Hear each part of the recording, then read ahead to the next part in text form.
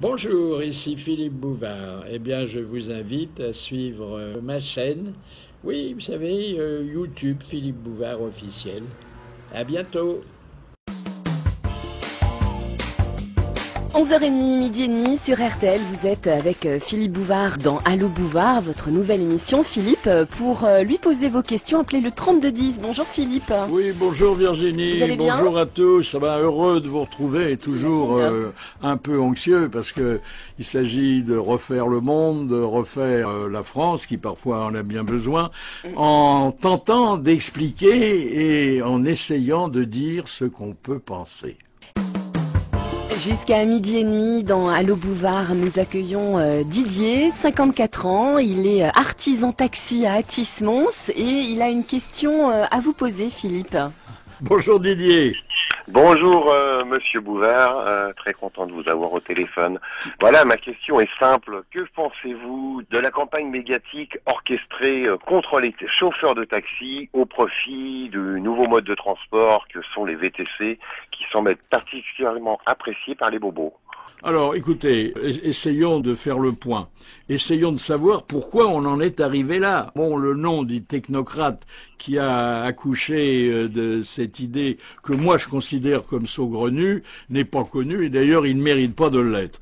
Au départ, il y a une situation qui fait qu'il n'y a pas beaucoup plus de taxis que voilà quelques années lorsque la population de notre cher et vieux pays était plus importante. Il y en a 56 000 en France. C'est pas énorme, hein, convenez. C'est pas énorme, mais ça correspond à peu près à la demande. À peu près à la demande. Ensuite, il y a du chômage, parce que si on a voulu créer cette nouvelle profession, c'est peut-être avec l'arrière-pensée de créer de l'emploi en même temps. Mais tout ça est discutable. D'un côté, il y a les taxis, vieille profession que nous adorons, parce que nous autres gens de radio et surtout de RTL, nous savons que les taxis constituent les meilleurs relais d'opinion. Ensuite, nous savons que les taxis sont des petits artisans, même si ils travaillent pour une grande compagnie, qui, lorsqu'ils opèrent à titre individuel, ont dû casser leur tirelire et même emprunter à la banque pour acheter leurs plaques. J'ai des chiffres, là, vous allez me dire s'ils sont exacts. Une plaque peut valoir de 100 000 à 300 000 euros. Oui, enfin, sauf que depuis un an, le prix est en chute libre du fait de l'émergence. Oui, du coup, le taxi qui a mis, je cite le chiffre au hasard, 200 000 dans l'achat d'une plaque, il va avoir une dépréciation de son investissement. Tout à fait. Bon, on sait que les taxis sont des gens hautement qualifiés, encadrés par la préfecture de police, qui, je crois, est leur autorité de tutelle. On sait que les taxis doivent répondre à une formation très exigeante, qu'ils doivent connaître toutes les rues de la ville où ils opèrent. On sait qu'ils sont particulièrement suivis sur le plan de l'état du véhicule et de leur état de santé. Enfin, c'est pas une profession que tout le monde peut exercer facilement, hein. Oui, tout à fait, tout à fait. Les nouveaux arrivants, les VTC. Alors moi j'admire toujours quand on trouve un nouveau sigle pour résumer une nouvelle profession. Les VTC, alors c'est les voitures de tourisme avec chauffeur. La voiture de tourisme, ça me choque un petit peu, hein.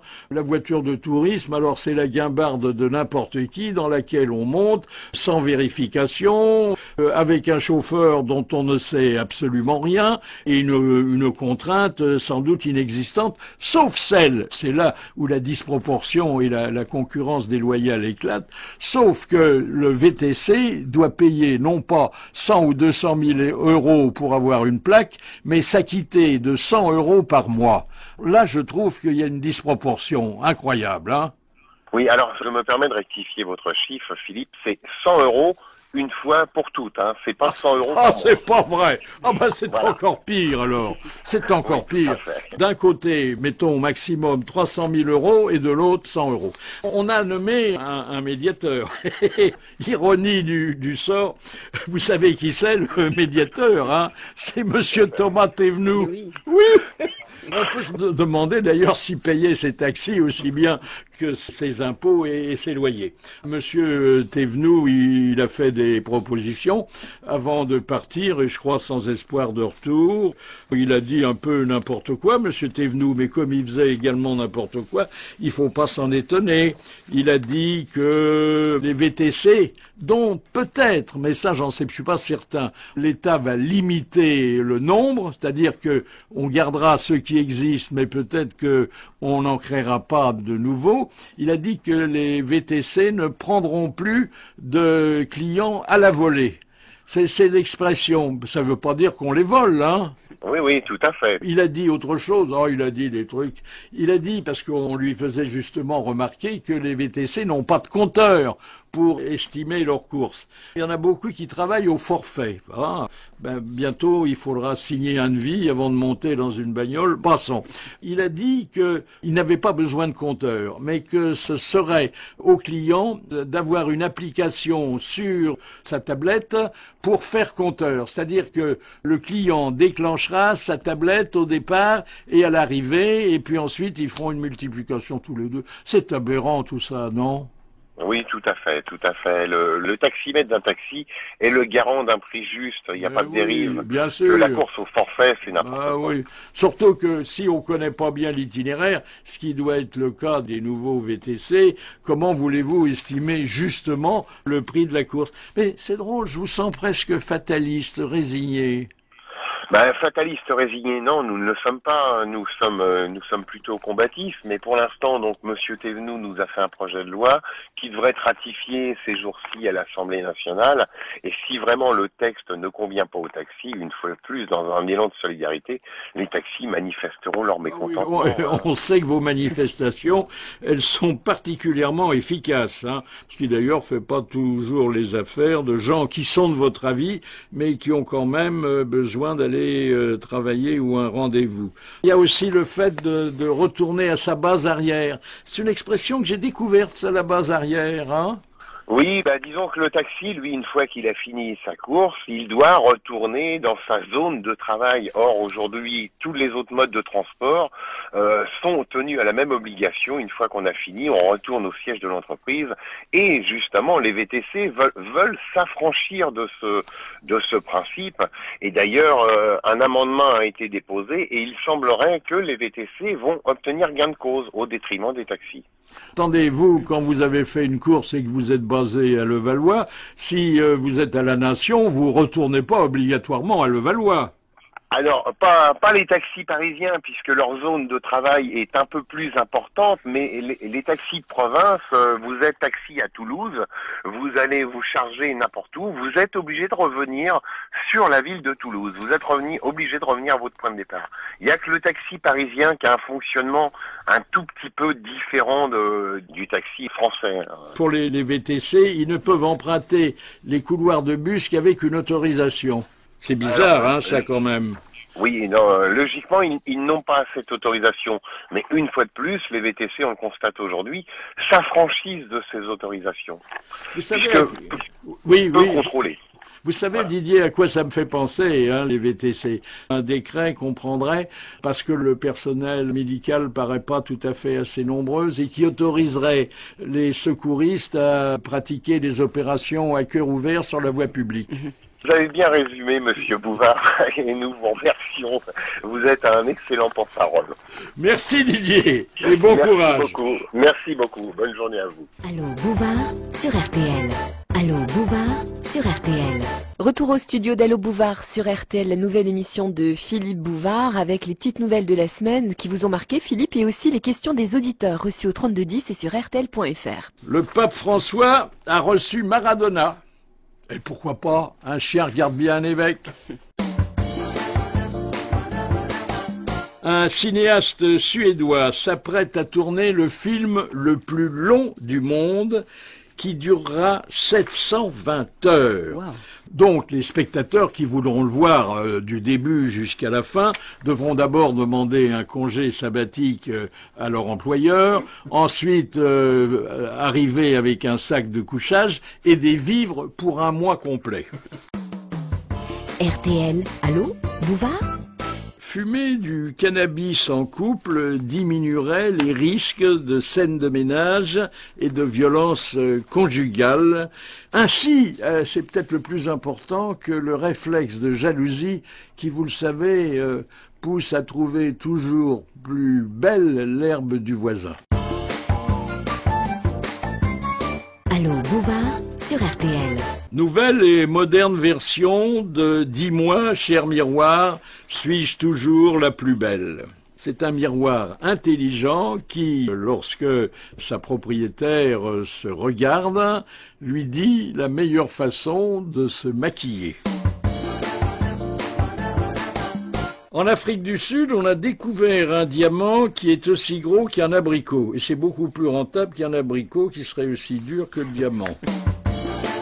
Bonne nouvelle pour les adultères. À la place des hôtels de passe, la disposition d'appartements destinés à ceux qui trompent leur conjoint ou leur partenaire.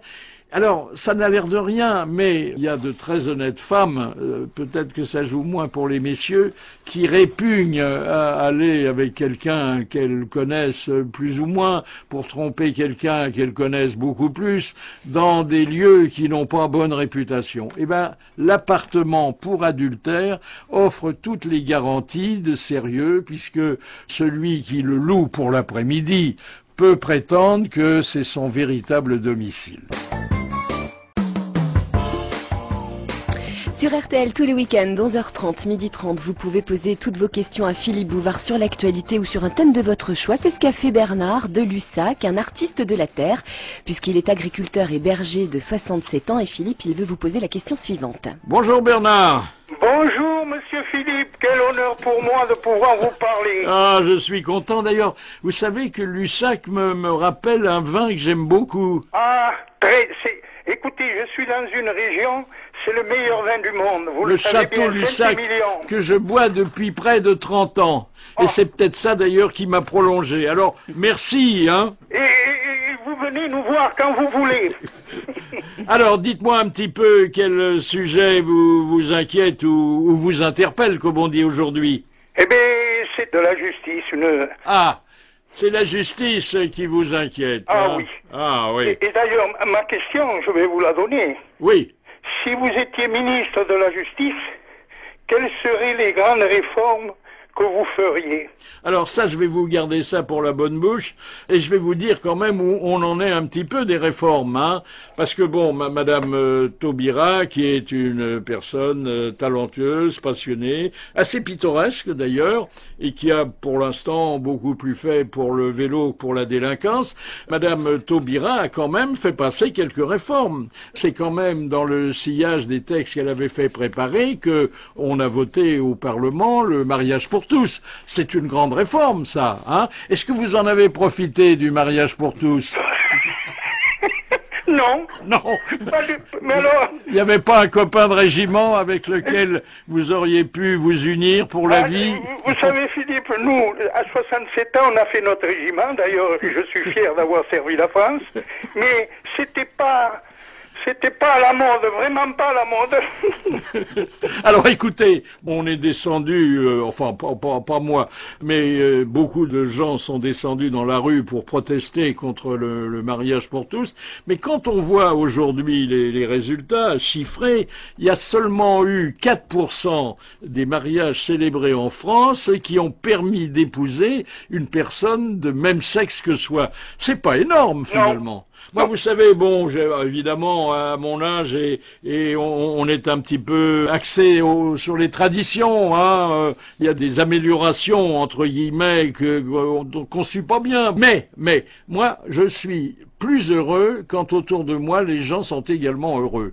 S'il y en a qui trouvent leur bonheur dans ce type de mariage, moi je suis pas contre, hein. Mais j'aimerais bien aussi qu'on puisse épouser son animal de compagnie, parce qu'on a souvent des rapports d'affection et de fidélité qu'on n'a pas avec un bipède. Bon, tout ce que Madame Taubira a pu faire. D'abord, elle a fait assimiler l'esclavage à un crime contre l'humanité. Il n'y a plus beaucoup d'esclaves en France, sauf de temps en temps du personnel de maison que des patrons séquestrent et font travailler 20 heures par jour sans leur donner de salaire. Je crois qu'il y a un monsieur Thévenoud qui serait mouillé là-dedans. Ensuite, elle a fait reconnaître le harcèlement social. Alors c'est, si vous voulez, au sein des entreprises. C'est le harcèlement sexuel, mais on baisse pas. Voilà. Elle a créé la contrainte pénale. Bernard, vous connaissez la contrainte pénale? Non. Non. C'est la suppression des peines planchées, dont on dit d'ailleurs qu'elle attriste le parquet. Vous voyez, elle a quand même fait beaucoup de choses. Elle a fait supprimer la correctionnelle pour mineurs. Enfin, il y a quand même des tribunaux pour enfants, car hélas, il y a des délinquants qui sont de plus en plus jeunes. Hein. Elle a quand même supprimé, et ça c'était une bonne chose, elle a supprimé certaines peines de prison qui étaient légères, elle a institué les peines alternatives. Vous savez ce que c'est, Bernard? Non. Ah dites donc, mais alors vous tenez pas au courant? Mais non, je vois pas les peines alternatives. Ça veut dire qu'au lieu d'aller en prison, il va travailler? Non, alors c'est pas tout à fait ça. La peine alternative, c'est la surveillance électronique. C'est ce dont Jérôme Kerviel, dont vous avez entendu parler, bénéficie depuis quelques jours. Ah oui. Vous trouvez que c'est bien ça? Écoutez, le type qui a volé des bijoux dans une joaillerie à qui on offre un bracelet, je trouve ça curieux, mais pourquoi pas, hein? Alors ensuite, il y a la libération anticipée. Quand le condamné veut prouver qu'il va participer à la vie de sa famille. Par exemple, s'il dit, ma femme n'arrive plus à faire la vaisselle, il faut que j'aille l'aider, on l'élargit. Ensuite, non, je grossis le trait, bien sûr. Ensuite, il y a l'obligation de ne pas entrer en relation avec sa victime. Enfin, quand elle est encore vivante. Mais l'obligation également de l'indemniser. Quand on sait que les délinquants sont généralement des gens qui ont volé ou escroqué parce qu'il manquait d'argent, que quand ils travaillent dans leur prison, ce qui est d'ailleurs aujourd'hui assez courant, ils échappent à toute la législation du travail et on leur donne environ 4 € de l'heure. On se demande comment ils peuvent indemniser la victime. Vous m'avez demandé, mais ça c'est un sourire pour finir, bien que ça soit pas un sujet drôle, mes réformes. Je vais vous dire. Vous notez, Bernard? Oui, alors attendez, parce que D'abord, la suppression du ministère de la Justice. Et l'occasion pour l'État de rentabiliser un merveilleux bâtiment très large, très profond et situé sur une des plus belles places de Paris où les magasins sont nombreux, ce sont des boutiques de luxe et on pourrait certainement faire un grand magasin de luxe à la place de la Chancellerie. Ensuite, suppression des magistrats, suppression des avocats et rétablissement de la loi du talion. C'est-à-dire que quelqu'un a essayé de vous tuer, vous essayez de le tuer à votre tour. Il vous a volé, vous le volez. Vous comprenez? Oui, ça tient pas trop la route, ça. Simplement, si vous voulez, et là je redeviens sérieux, s'il fallait faire une réforme, c'est une réforme qui permettrait aux justiciables de mieux comprendre le jargon de la justice et de réduire les délais dans lesquels ils peuvent espérer recevoir cette justice. Merci Bernard. Merci, et au plaisir. Allez, au revoir. Au revoir. Jusqu'à 12h30, Allô Bouvard sur RTL. Allô Bouvard sur RTL. Bien que la fortune passe pour appartenir à ceux qui se lèvent tôt, les Français sont 64% à ne pas se lever tout de suite lorsque se déclenche la sonnerie de leur réveil.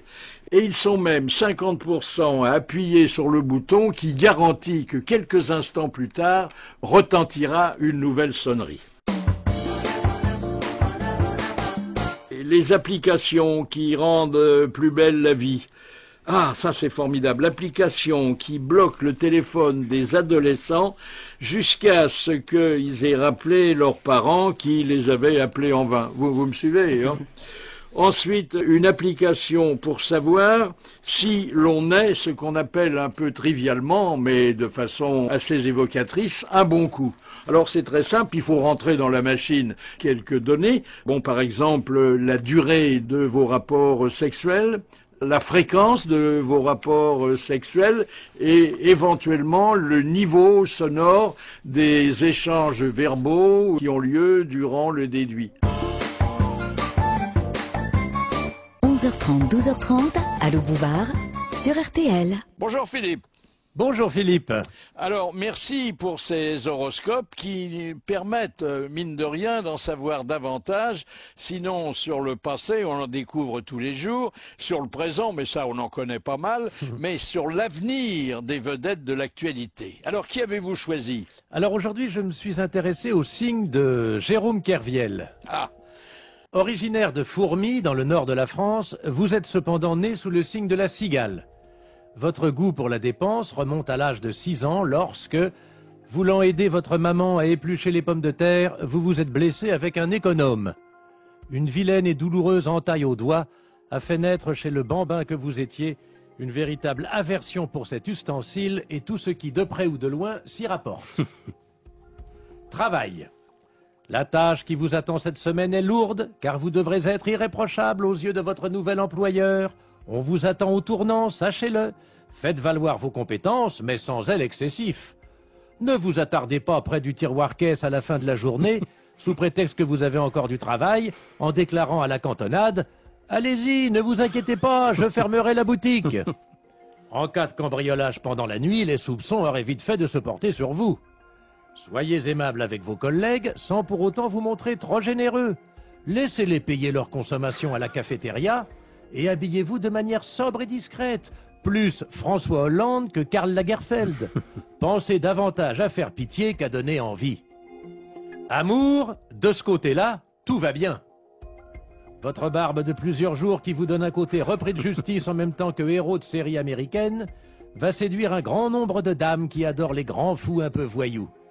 Même notre ancien président ne s'y est pas trompé, qui rend sa Carla de plus en plus folle au fur et à mesure que son poil repousse.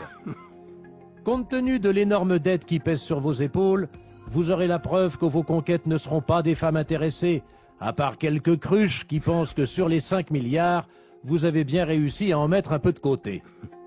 Santé. Votre lune en Verseau vous protège enfin, après un terrible passage d'Uranus en recto pendant votre période de rétention. Vous pouvez continuer à faire de la musculation, à condition toutefois de ménager vos articulations, et en cas d'effort intense, n'hésitez pas à porter un bracelet de force. bah c'est parfait. Je pense que s'il vous a écouté, il en prendra de la graine. Faudra un jour que vous fassiez mon horoscope, hein, Philippe? Mais j'y pense déjà, Philippe, j'y pense, c'est sur les tablettes. Merci et à dimanche prochain. À dimanche, Philippe, au revoir. Au revoir. Allô Bouvard sur RTL. Dans Allô Bouvard sur RTL, autre question, autre auditeur, Philippe au 3210. Voici Léa, elle est assistante de direction à Paris, elle a 34 ans et sa question ne manque pas de mordant. Bonjour Léa. Bonjour. Quelle question vous taraude? Eh bien, c'est une question sur le coût exorbitant des soins dentaires. En fait, j'aurais voulu connaître la raison de ces coûts exorbitants. Ça devient très compliqué de se Vous pensez soigner. aux implants d'abord? Je pense surtout aux implants, évidemment. Mais alors, dites donc, vous êtes très jeune pour y penser, non? Bah oui, mais il se trouve que j'ai été moi-même confrontée au problème, en fait, il y a de ça quelques années. Bon. J'ai eu une dent qui était dévitalisée et j'aurais dû me faire poser un implant et je n'ai pas pu à cause des coûts. Donc j'ai dû me rabattre sur une solution moins intéressante, mais moins coûteuse. Et moins confortable. Et beaucoup moins confortable. Un petit historique. La technique des implants est relativement récente, mais enfin, elle a déjà permis de soulager beaucoup de gens, à la fois dans leur mâchoire et dans leur porte-monnaie. Les implants sont nés aux États-Unis il y a une trentaine d'années. Ils sont nés de la découverte d'un chercheur qui a établi qu'un certain métal, qui est le titane, qui coûte cher, donc c'est une des explications du reproche que vous faisiez aux implants, était assez solide pour fournir le matériel, le support nécessaire aux implants. Qu'est-ce que c'est que les implants? Lorsque la gencive refuse les couronnes, refuse les bridges, on ne la sollicite plus, on fait une greffe sur l'os lui-même, l'os de la mâchoire. C'est vraiment cher quand même. C'est long, c'est pas vraiment douloureux et c'est très coûteux. Il s'agit de percer l'os de la mâchoire, il s'agit de visser, et ça c'est le titane là qui intervient, ce qui servira de support à une prothèse. Et c'est vrai qu'on atteint des chiffres aberrants, sachant que, comme toujours, la Sécu rembourse très très mal tout ce qui se situe dans la tête, et qui est quand même plus important que dans d'autres zones du corps. J'évoque pour mémoire les yeux, très mal remboursés, les oreilles, n'en parlons pas, c'est ridicule, et les soins dentaires, c'est à l'avenant. Pourquoi est-ce que c'est cher ? Naturellement, on pose la question au dentiste. Quand même, le dentiste, il a des explications et même quelques raisons d'expliquer la cherté de ses soins. Il lui a fallu 2 à 3 ans d'études universitaires, parce que c'est à ce niveau que ça se place, pour se familiariser avec une technique qui n'a rien à voir avec le reste des soins dentaires. Et c'est là d'ailleurs où il est beaucoup plus chirurgien que dentiste. Je suis d'accord sur les compétences, mais pas sur les prix. Ensuite, c'est très long. Ensuite, il faut passer un certain temps en examen préliminaire, faire des scanners. C'est très très long, très très minutieux. C'est presque au 10e de millimètre. Il faut ensuite faire intervenir des prothésistes.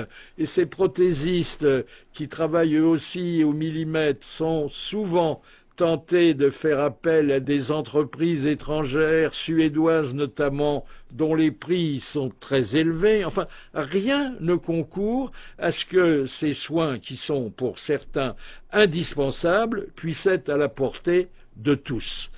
Je vous ai pas donné les prix, Ça peut aller par implant, et très souvent, il faut compter 4 implants à la fois, mais une mâchoire d'un certain âge peut accueillir jusqu'à 12 ou 14 implants. Il faut compter entre 1 100 € l'implant et 2 200. Ça reste quand même au-dessus de mes moyens. Ça peut aller jusque-là. Dans les cliniques mutualistes, c'est un peu moins cher. Chez les dentistes mondains et dans les beaux quartiers, c'est plus cher. Mais ça, c'est un peu normal.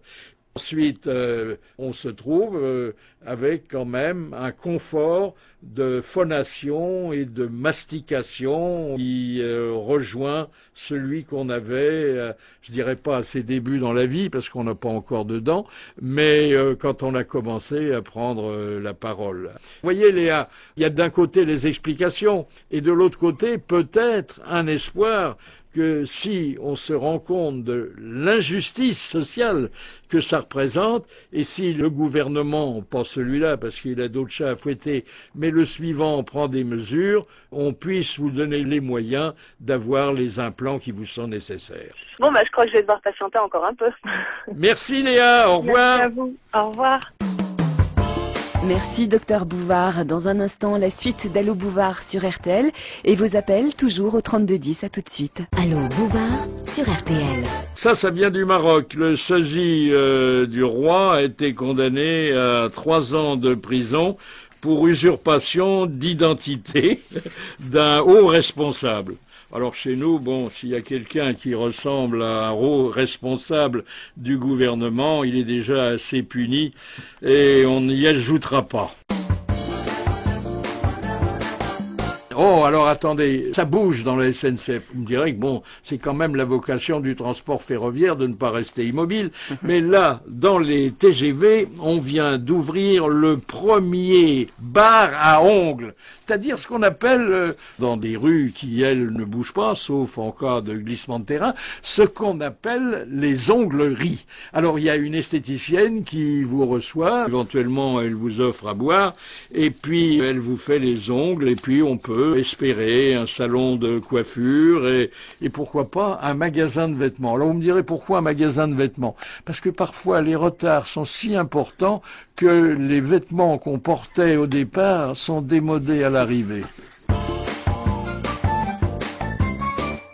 Allô, Bouvard sur RTL. Et sans plus attendre, on va accueillir Florian, 30 ans, il est sans emploi et il nous appelle de Notre-Dame de Bondeville. Bonjour Florian. Bonjour Monsieur Bouvard. Je vais vous parler, Monsieur Bouvard, de robotique.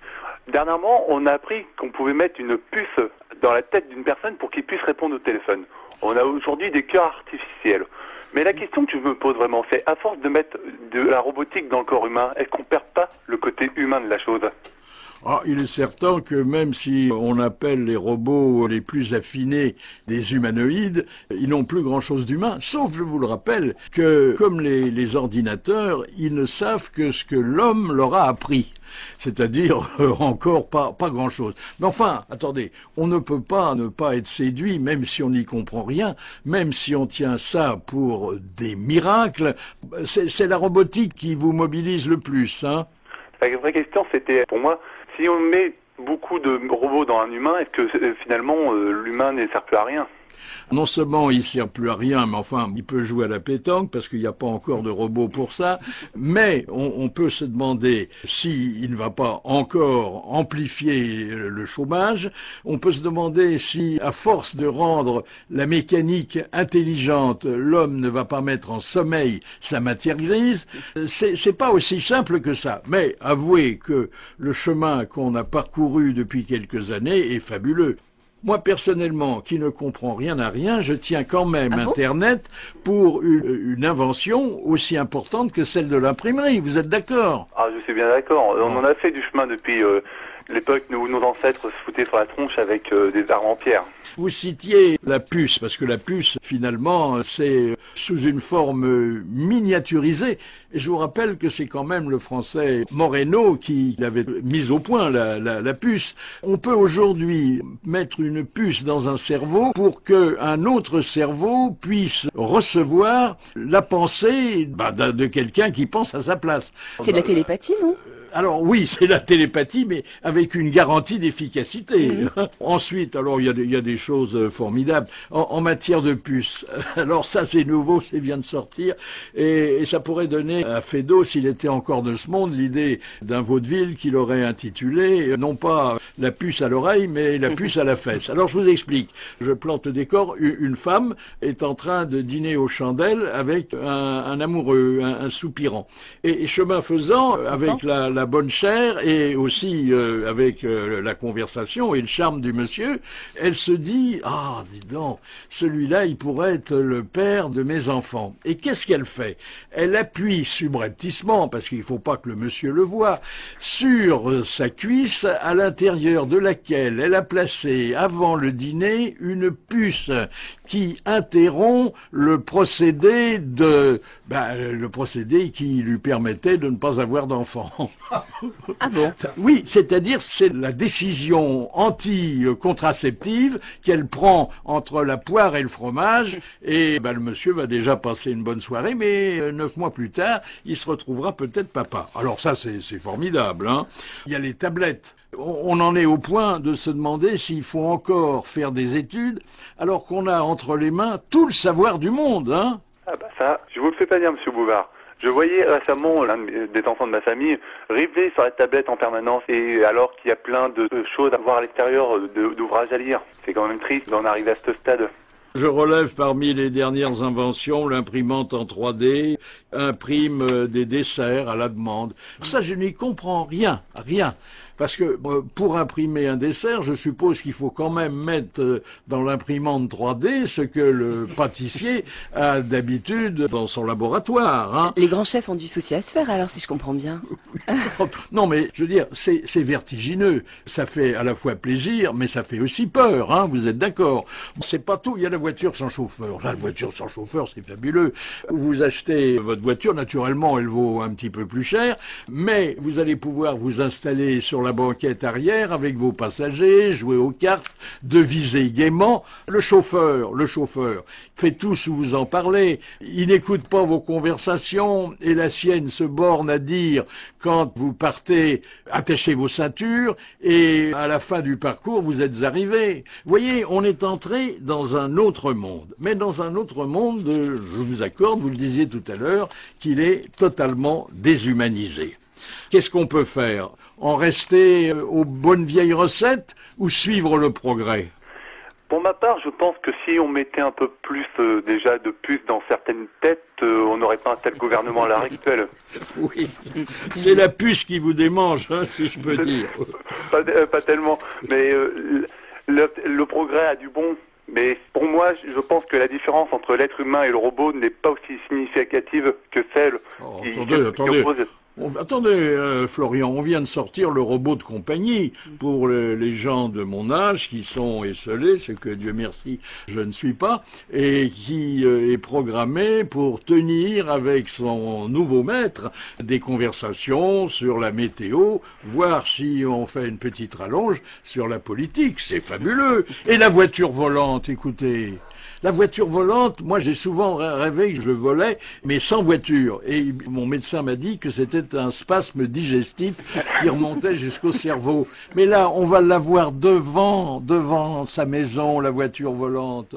On monte dedans, elle a un décollage vertical, on s'envole au-dessus des arbres, c'est fabuleux quand même. Écoutez, il faut absolument pas bouder notre plaisir, si ce n'est pour les découvertes médicales, qui sont nombreuses. Mais enfin, vous avez remarqué comme moi que les souris et les rats étaient mieux soignés que les hommes, puisque l'homme doit généralement attendre 5 ans avant de profiter du traitement réservé aux rongeurs. Merci Florian. Merci Monsieur Bouvard. 11h30, 12h30, Allô Bouvard sur RTL. Jusqu'à 12h30, Allô Bouvard sur RTL. 3210 pour poser toutes vos questions à Philippe Bouvard et Dominique, retraité de 63 ans à Arras, nous a rejoint Philippe. Bonjour Dominique. Bonjour Monsieur Bouvard. La question? Oui, la question est la suivante. J'ai eu 60 ans en juillet 2011. J'étais infirmière dans un hôpital et j'ai été obligée de prendre ma retraite parce que dans les hôpitaux, c'est la décision du directeur qui prévaut tout, alors que je voulais absolument poursuivre. Donc, j'ai été obligée de prendre avocat, aller au tribunal administratif et puis j'ai obtenu, je pense, gain de cause. Et normalement, je dois avoir une compensation financière. Alors, ma question est la suivante. Pourquoi les seniors qui veulent travailler ne peuvent absolument pas? On refuse. Il y a quelques exceptions dont personnellement je profite, mais il y a beaucoup de métiers, je vous l'accorde, et surtout ceux qui relèvent de la fonction publique, où le couperet de la retraite, car c'est une véritable guillotine sociale, intervient à un âge que l'on ne peut pas remettre en cause. Et c'est dommage d'ailleurs, s'agissant de professions comme la vôtre, qui sont des professions à la fois à vocation, mais aussi des professions qui exigent le courage et la compétence. Et quand on est d'accord pour continuer ces activités professionnelles qui sont tellement utiles à la société, on devrait au contraire vous y encourager. Il y a plusieurs façons d'envisager la retraite. Les jeunes, par exemple. Avant, ils n'y pensaient pas. L'autre jour, il y avait un défilé de collégiens qui se préoccupaient de l'âge de la retraite. J'ai trouvé que c'était des gens très responsables, surtout qu'ils se préoccupaient de cette échéance qu'ils attendront encore une 40aine d'années. Ensuite, il y a le moment où on travaille encore, mais où on se dit... Le jour où je ne travaillerai plus, qu'est-ce qui me restera comme pouvoir d'achat? Alors là intervient ce qu'on appelle la reconstitution de carrière. C'est une expression un peu technocratique, mais qui dit bien ce qu'elle veut dire. Il faut retrouver, avec l'informatique, c'est plus facile aujourd'hui qu'hier, il faut retrouver la trace de tous les emplois qu'on a eus, de toutes les cotisations qu'on a versées. Et puis intervient le moment où on est retraité. Et alors là, généralement, on déchante parce que on touche moins que ce qu'on espérait. Il y a des raisons à ça, on va essayer de les énumérer. Mais le retraité qui espère récupérer une fois qu'il ne travaille plus, toutes les cotisations qu'il acquittait lorsqu'il travaillait est évidemment un poète. Hein. C'est inconcevable. Et d'ailleurs, on peut se demander si, compte tenu du différentiel entre les cotisations et puis l'argent que le retraité percevra, on peut se demander comment il se fait que les caisses soient déficitaires. Parce qu'au contraire, elles devraient regorger d'argent, comme elles ne restituent pas le produit des cotisations. Ben non. Il faut quand même dire que les retraites ont beaucoup augmenté en pourcentage, hein, parce qu'en pouvoir d'achat, c'est une autre paire de manches, depuis 1945. On a commencé à s'en préoccuper vraiment. Au départ, c'était 40% du salaire, hein, c'était vraiment très peu. Après, en 1970, c'est monté à 40%, puis à 70%, puis c'est redescendu. Alors en 2014 à 50%. Alors là, vraiment, on peut se demander ce qui se passe.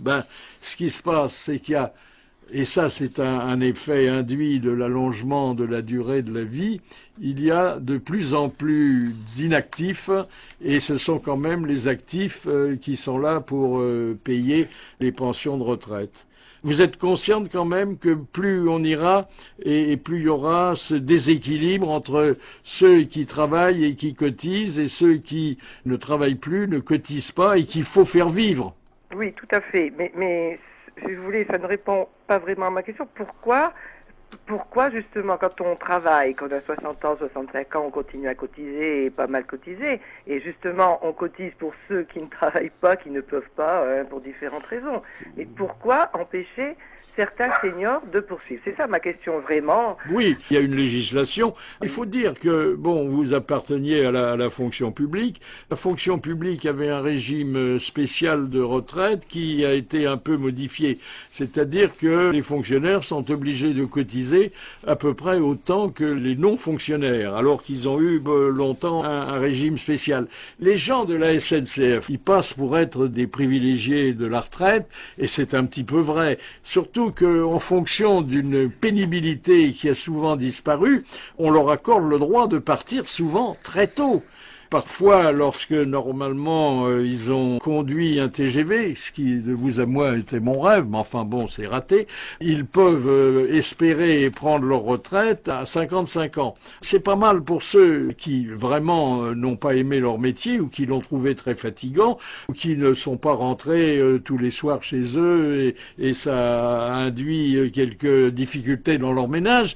C'est bien pour ceux qui ont des hobbies, c'est bien pour ceux que le pouvoir d'achat que la retraite leur accordera permettra à ceux que leur retraite permettra de vivre décemment.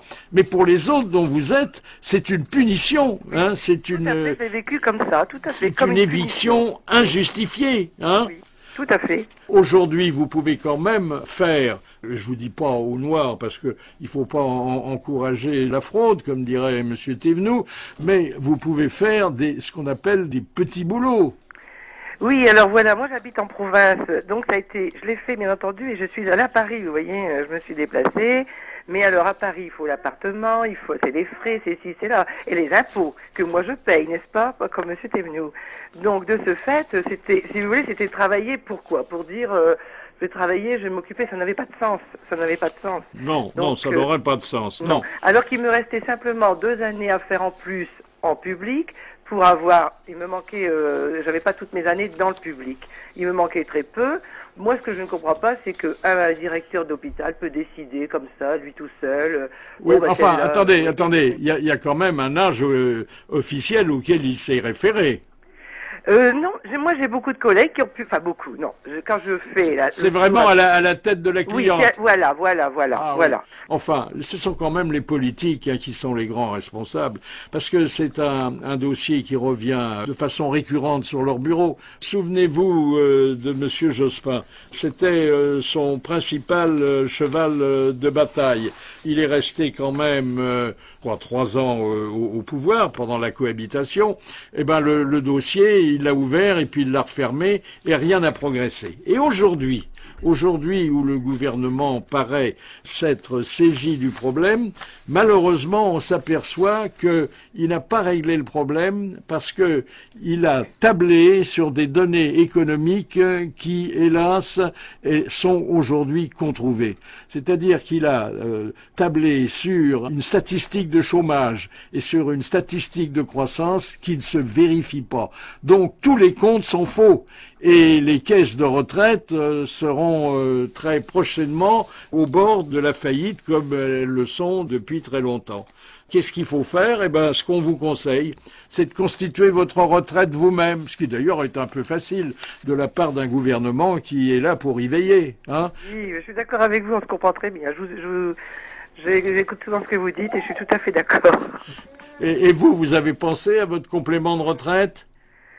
C'est-à-dire complément de retraite. Complément de retraite, c'est de prendre une assurance. Mais il est trop tard. Il fallait faire ça. Voilà. Mais vous auriez pu y penser, ou bien faire un petit placement immobilier. Encore faut-il avoir de quoi épargner. Monsieur Bouvard, j'étais seule avec 2 enfants.